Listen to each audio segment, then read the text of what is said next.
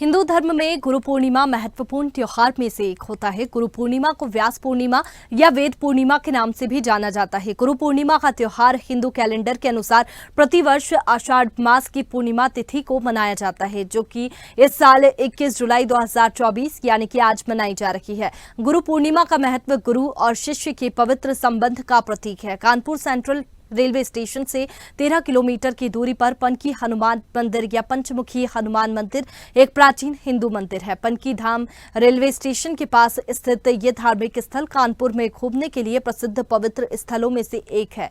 पनकी धाम हनुमान मंदिर भगवान हनुमान को समर्पित है। ऐसा माना जाता है कि इस मंदिर की स्थापना कानपुर शहर की स्थापना से पहले महंत श्री 1008 पुरुषोत्तम दास जी महाराज ने की और ये पवित्र स्थल करीब 400 साल पुराना है। यहाँ भगवान हनुमान को देवीय उपहार के रूप में देखा जाता है। एक दिन में 3 बार भगवान के चेहरे का रूप बदलते हुए देखा जा सकता है। गुरुर् ब्रह्मा गुरुर्विष्णु गुरुर्देवो महेश्वरा गुरुर साक्षात पार ब्रह्म तस्मै श्री गुरुवे नमः। गुरु पूर्णिमा है और पौराणिक मान्यताओं के अनुसार ऋषि व्यास जी का जन्म दिवस उस दिन होता है, जिसको हम लोग गुरु पूर्णिमा के रूप में मनाते हैं। और कहा यह भी जाता है कि ऋषि व्यास ने चारों वेदों का चारों वेद जो लिखे थे वो भी इसी दिन संपूर्ण हुए थे, इसलिए इनको ऋषि वेद व्यास भी कहा जाता है। मैं इस वक्त मौजूद हूँ कानपुर के पनकी धाम मंदिर में और यहाँ के महंत गुरु जी श्री जितेंद्र दास जी महाराज के साथ मैं हूँ और आइए उनसे बात करेंगे गुरु पूर्णिमा के महत्व के बारे में और जानेंगे कि यहाँ पर भी गुरु शिष्य परंपरा चलती आ रही है सैकड़ों वर्षों से, और उसके बारे में आज बात करेंगे जी से। अरे बहुत बहुत स्वागत है आपका।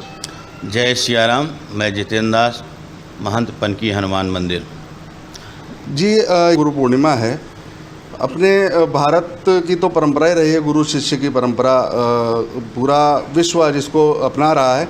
इस बारे में गुरु पूर्णिमा का क्या महत्व है, आप क्या बताना चाहेंगे? देखिए, हमारे यहाँ वेद व्यास जी महाराज का, जिन्होंने कि लिखित पुराणों की रचना की, वेदों को लिखित किया। पहले हमारे यहाँ उससे पूर्व में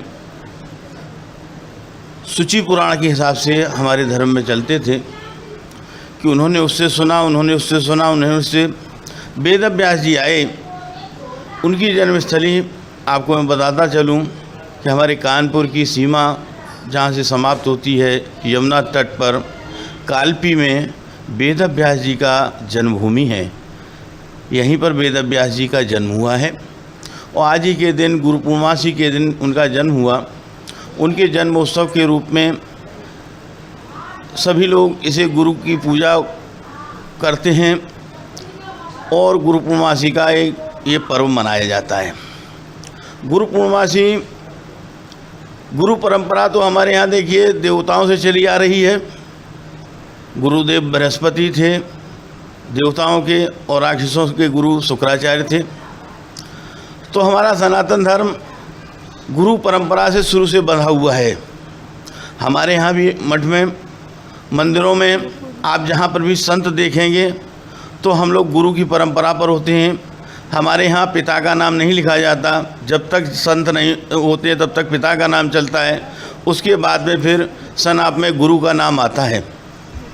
उसी गुरु परंपरा, गुरु शिष्य परंपरा के अनुसार अनेक, एक पनकी मंदिर में नहीं अनेकों समस्त जो प्राचीन मठ हैं वहाँ पर अपना चेले की नियुक्ति करने की परंपरा रही है।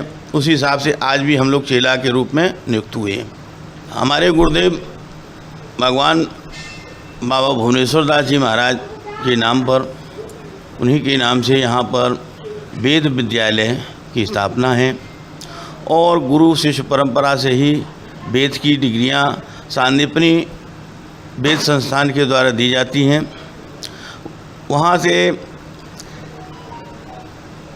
लोगों को डिग्री दी जाती है और वो जो है अपने गुरु के सानिध्य में रह के वेद पूरा करते हैं, परीक्षा देते हैं, अगले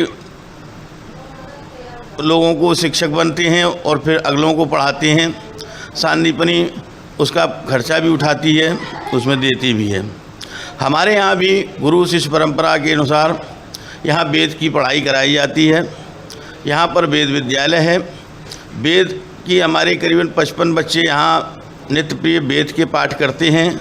और तो ये थे हमारे साथ पनकी धाम के महंत श्री जितेंद्र दास जी महाराज, जिन्होंने बताया कि इनके यहाँ भी गुरु पूर्णिमा के दिन इनके गुरु की पूजा होती है। और यही नहीं, लगभग सभी मठों में अपने अपने गुरुओं को पूजा जाता है उस दिन, गुरु वेद व्यास जी की जयंती पर।